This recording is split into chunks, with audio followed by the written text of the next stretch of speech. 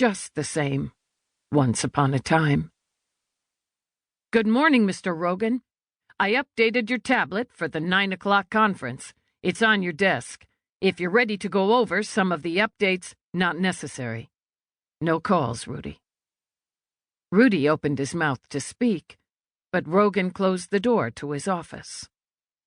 Though he frowned when he heard the click of the lock, Rudy decided his boss just needed a few before the big meeting. Inside his office, Rogan begged, bargained, pleaded. The voice inside his head never changed in tone. Utterly calm, utterly cold.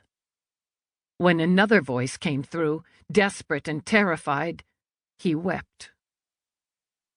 He trembled as he removed his topcoat. Once again he stared through a glass wall at the blue sky as he stood in an office he'd worked diligently to earn.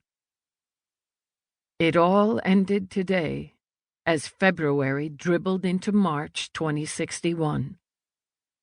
11 years since he'd come aboard Quantum as a junior exec. The voice gave him only 2 choices, so he had no choice at all. Surrendering, he followed the instructions inside his head and opened his briefcase. At 8:56, he stepped out of his office. Rudy popped up again. "Mr. Rogan, I wanted to tell you I added a few more notes, some personal data on Ms. Carson, just chat points." "All right, Rudy." He paused a moment, looking into that young, earnest face. "You do good work. You've been an asset to me and to Quantum Air." "Thanks." Rudy brightened. "It's a big day." "Yes, a big day." Feeling the weight of it, Rogan walked to the conference room. "Please stop," he murmured as his heart beat like a brutal fist inside his chest.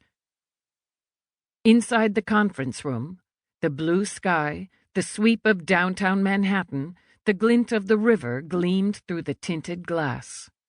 On the wall, the screen held steady and silent with the silver logo.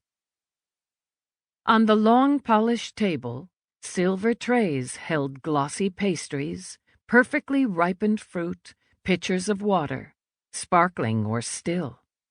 China cups waited for assistants to fill them with tea or coffee. Reps from Econolift, 1 male, 1 female, sat studying tablets with cups and glasses at their elbows. 2 of Rogan's associates did the same. Lawyers and accountants from each company filled more seats. There needs to be another way. At Rogan's murmur, Sandy Plank, Senior VP Accounting, gave him a quizzical glance. But Rogan only heard the voice in his head.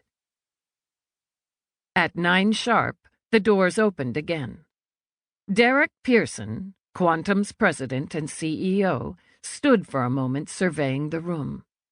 His black and silver mane flowing, he entered along with Wilhelmina Carson. In heeled boots, Carson, Econo's president, stood 6'1". They made an imposing pair. Pearson in his severe black suit and silver tie, Carson in her straight-line red dress and short jacket. Everyone around the table stood. "Good morning, everyone," Pearson said in his lion's roar of a voice. "Let's bring in Chicago, New LA, Atlanta, London, Rome, and Paris." As he rattled off cities, the screen flashed into sections. Those sections flashed with other conference rooms or offices, more people in suits. The voice in Rogan's head spoke incessantly, sharper and sharper, then added screams. Rogan took 2 staggering steps forward, interrupting Derek's opening greeting. "Paul!" More surprised than annoyed, Pearson touched a hand to Carson's arm. "Wilhelmina, you've met Paul Rogan."